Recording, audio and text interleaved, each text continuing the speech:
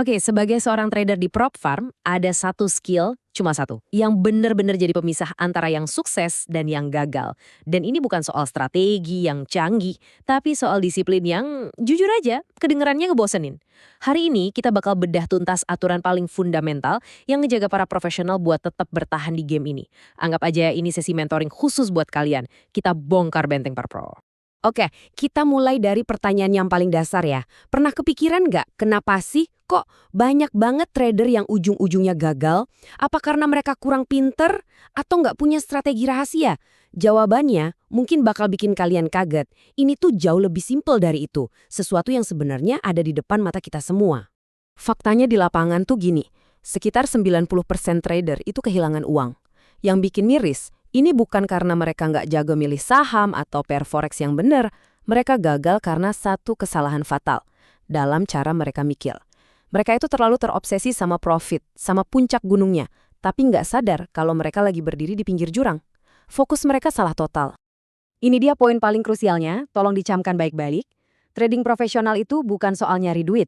Duit itu cuma efek samping. Game yang sebenarnya kita mainkan itu adalah game bertahan hidup. Melindungi modal itu harga mati, syarat mutlak biar bisa profit jangka panjang. Gini deh logikanya, kalau nggak ada modal ya nggak bisa trading, sesimpel itu. Nah, sekarang kita masuk ke bagian yang mungkin agak bikin gak nyaman nih. Kita harus paham matematika di balik kerugian. Kenapa? Karena matematika ini bener-bener kejam dan gak kenal ampun. Hubungan antara rugi sama untung yang dibutuhin buat balik modal itu gak lurus, gak 1:1. Nah, lihat deh tabel ini. Ini benar-benar menghancurkan ilusi, gampang lah, nanti juga balik modal. Coba perhatiin. Kalau rugi 10%, kita butuh profit 11,1% buat balik. Oke, masih masuk akal. Tapi kalau ruginya 50%, kita butuh profit, dengerin baik-baik, 100%. Cuma buat balik ke titik nol. Ini namanya lubang hitam finansial. Makin dalam, makin mustahil buat keluar. Kondisi kayak gini tuh ada istilah resminya, risk of ruin atau resiko kehancuran. Ini adalah probabilitas matematis akun kita bakal hancur lebur. Perhatiin deh kalimat terakhir di definisi itu. Bahkan dengan strategi yang menang. Ini artinya apa? Artinya strategi dewa sekalipun gak akan bisa nyelamatin kita dari manajemen resiko yang ancur-ancuran. Terus gimana dong cara kita bertahan dari kehancuran ini? Jawabannya ada di sebuah aturan yang super simple tapi luar biasa kuat. Aturan ini bakal jadi jangkar baik secara matematis maupun psikologis. Anggap aja ini bukan sekedar tips, tapi ini hukum fisika di dunia trading. Nggak bisa ditawar. Dan inilah dia, aturan 1%. Definisinya jelas banget. Mau sepede apapun kalian sama sebuah setup, kalian nggak akan pernah, sekali lagi, nggak akan pernah merisikokan lebih dari 1% total modal dalam satu trade. Aturan inilah yang secara otomatis mencegah kita kejeblos ke lubang hitam finansial yang tadi kita lihat. Biar lebih kebayang, kita lihat buktinya langsung. Slide ini nunjukin perbedaannya secara telak. Setelah kalah 10 kali berturut-turut, trader yang resikonya 1% per trade, modalnya masih sisa 90% lebih. Dia masih di dalam permainan, santai. Nah, trader yang resikonya 5%, modalnya amblas hampir 40%. Itu dalam banget loh buat digali lagi. Trader pertama bisa tidur nyenyak, trader kedua kayaknya bakal begadang sambil keringat dingin. Kutipan ini benar-benar nangkep semua intinya. Manajemen resiko itu bukan buat ngebatasin profit kita. Justru sebaliknya. Ini buat memungkinkan kita dapat profit dengan cara mastiin kita masih punya modal buat trading besok, lusa, dan seterusnya. Ini pola pikir seorang profesional sejati. Oke, cukup teorinya. Sekarang kita praktek. Gimana cara nerapin aturan 1% ini di setiap trade yang kita ambil? Semuanya itu intinya ada di satu rumus simple yang bakal jadi kompas buat semua keputusan trading kita. Coba deh lihat rumus ini. Anggap aja ini kayak timbangan. Di satu sisi, ada modal kita dan resiko yang udah kita tentuin, yaitu 1%. Di sisi lain, ada jarak antara harga masuk dan stop loss kita. Nah, rumus ini tugasnya nyeimbangin keduanya, biar kita tahu persis harus beli atau jual berapa banyak. Tujuannya cuma satu, mastiin kalaupun kita salah, ruginya ya tetap segitu, 1% dari modal, nggak lebih. Nah, ini dia nih petuah pentil yang sering banget dilanggar.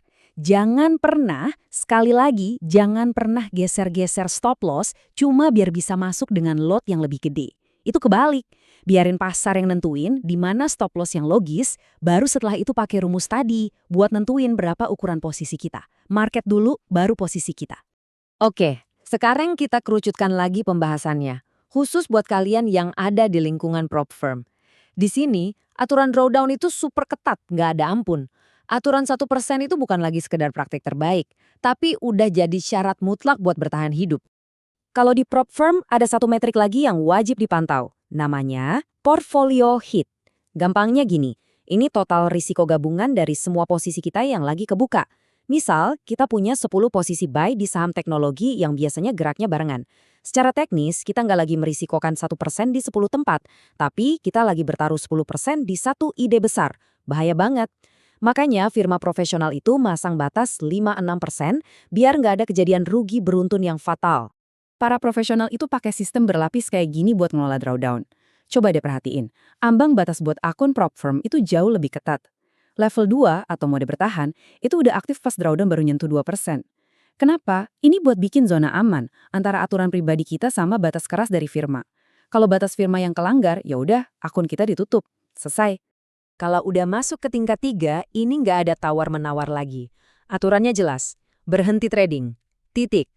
Lakukan evaluasi total, bongkar jurnal trading, cari di mana masalahnya. Bikin rencana pemulihan yang jelas. Dan pas balik trading lagi, mulainya dari ukuran mikro, cuma 25% dari ukuran normal. Ini tuh kayak proses riset profesional, bukan hukuman. Pada akhirnya, ya inilah kebenarannya. Trading yang sukses itu bukan soal seru-seruan ngejar profit gede dengan resiko tinggi, bukan. Tapi soal ngejalanin proses yang disiplin dan bisa diulang terus-menerus setiap hari. Justru proses yang ngebosenin inilah yang bakal membiayai gaya hidup yang seru.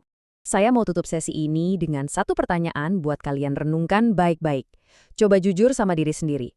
Selama ini, kalian yang ngatur trading kalian, atau angka profit and loss yang naik turun itu yang justru ngatur emosi dan keputusan kalian?